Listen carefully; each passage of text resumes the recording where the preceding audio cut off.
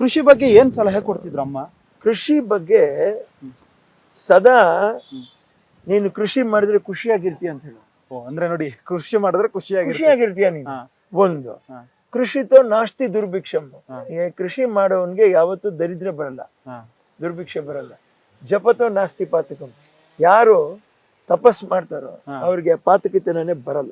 ಇತ್ತೀಚೆಗೆ ಒಂದಷ್ಟು ಎಜುಕೇಶನ್ ಪಡ್ಕೊಂಡ ತಕ್ಷಣ ಹಳ್ಳಿ ಬಿಟ್ಟು ಬೆಂಗಳೂರಿಗೆ ಬಂದ್ಬಿಟ್ಟು IT ಕಂಪ್ನಿಗಳಲ್ಲಿ ಕೆಲಸ ಮಾಡ್ಬೇಕು, ಯಾವನಿಗೆ ಬೇಕಾ ಯಾ ಕೃಷಿ ಅನ್ನುವಂಥದ್ದು ಒಂದಷ್ಟು ಮನಸ್ಥಿತಿಗಳು ಶುರುವಾಗಿದೆ. ಅಂತವ್ರಿಗೆ ಏನ್ ಹೇಳ್ತೀರಾ?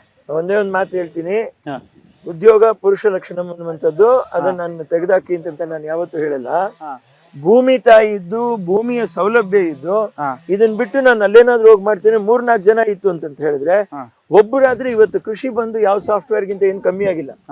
ಇವತ್ತು ನಿಮ್ಗೆ ಅವೋಕ್ಯಾಡೋ ಅಂತ ಬಟರ್ ಫ್ರೂಟ್ ಇದೆ, ಬೆಣ್ಣೆಹಣ್ಣು, ಅದೀಗ ನಿಮ್ಗೆ ಯಾವ್ದಾದ್ರು ಮೆಕ್ಸಿಕನ್ ಆಶ್, ಇನ್ನೊಂದು 2-3 ವೆರೈಟಿ ಇದೆ, ಬೆಲೂನ್ ಅಂತ ಯಾವ್ದು 2-3 ಇದೆ, ಬಲ್ಬ್ ಅಂತ, ಸಾರಿ ಅದೆಲ್ಲ ನಿಮ್ಗೆ ಬೇಗನೆ ಬರುವಂತದ್ದಿದೆ.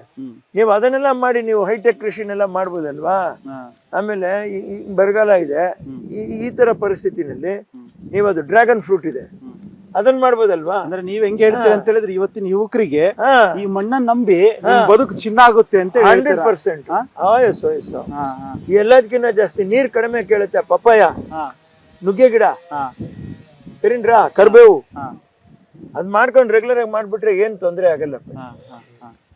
ಕೃಷಿ ಸರ್, ಮತ್ತೆ ಅಂದ್ರೆ ಈಗ ನೀವು ಕೃಷಿ ಮಾಡ್ತಾ ಇದ್ದೀರಾ, ಕೃಷಿಯಲ್ಲಿ ಬೇರೆ ಬೇರೆ ರಾಜ್ಯಕ್ಕೆ ಅಥವಾ ಏನಾದ್ರು ನೋಡ್ಕೊಂಡ್ ಬಂದು ಕಲಿಯುವಂತದ್ದು ಅಥವಾ ತುಂಬಾ ಇದೆ. ನಾನು ಹೇಳ್ತಾ ಇದ್ದೀನಿ, ಶರತ್ ಸೀಡ್ಲೆಸ್ ಅಂತ ಗ್ರೇಪ್ಸ್ ಬರುತ್ತೆ, ಅದಕ್ಕೆ ಒಳ್ಳೆ ರೇಟ್ ಇದೆ.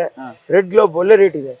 ನೀವು ಮಹಾರಾಷ್ಟ್ರಕ್ಕೆ ಹೋಗಿ ಅಲ್ಲಿ ಶರತ್ ಸೀಡ್ಲೆಸ್ ಗ್ರೇಪ್ಸ್ ಬರುವಂತ ಏರಿಯಾ ಇದೆ, ಅಲ್ಲಿ ಹೋಗಿ ನೀವು ಆ ಗ್ರೇಪ್ ನ ಕಟ್ ಮಾಡೋದ್ ಕಲಿಬೇಕು.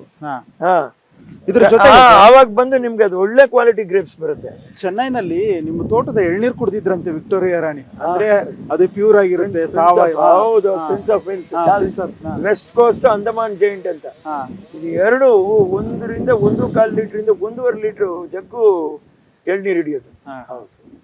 ಬನ್ನಿ ವೀಕ್ಷಕರೇ, ನೋಡಿದ್ರಲ್ಲ, ಅಂದ್ರೆ ವಿನೋದ್ ರಾಜ್ ಅವರ ಒಂದು ಆಸಕ್ತಿ ಇದೆಯಲ್ಲ ಕೃಷಿ ಬಗ್ಗೆ, ಸಾಮಾಜಿಕ ಕಳಕಳಿ ಬಗ್ಗೆ, ನಿಜಕ್ಕೂ ಉಳಿದಂತ ಎಲ್ಲಾ ನಟರುಗಳಿಗೂ ಕೂಡ ಮಾದರಿ. ನಾನು ಅದೇ ಹೇಳಿದ್ನಲ್ಲ ಅವಾಗ್ಲೇ, ಅಂದ್ರೆ ಮೊನ್ನೆ ಗ್ಯಾಸ್ ಸಮಸ್ಯೆ ಶುರುವಾದಾಗ ಒಂದಷ್ಟು ಇವ್ರು ಫುಡ್ ಕಿಟ್ ಕೊಡೋಕೆ ಶುರು ಮಾಡ್ತಾರೆ. ಇವರ ನಂತರ ಒಂದಷ್ಟು ಉಳಿದಂತ ನಟರು, ದುರ್ವಾ ಸರ್ಜಾ ಆಗಿರ್ಬೋದು, ಬಹುತೇಕ ನಟರು ಕೂಡ ಅದೇ ಕೆಲಸವನ್ನ, ಅದೇ ಮಾದರಿಯನ್ನ ಅನುಸರಿಸಲಿಕ್ಕೆ ಶುರು ಮಾಡ್ತಾರೆ. ಅಂದ್ರೆ ಒಂದು ಹೆಜ್ಜೆನ ಮುಂದಿಟ್ರೆ ಅದರಿಂದ ಸಾಕಷ್ಟು ಜನ ಮುಂದೆ ಹಿಡ್ಲಿಕ್ಕೆ ಶುರು ಮಾಡ್ತಾರೆ ಹೆಜ್ಜೆನ ಎನ್ನುವಂಥದ್ದು.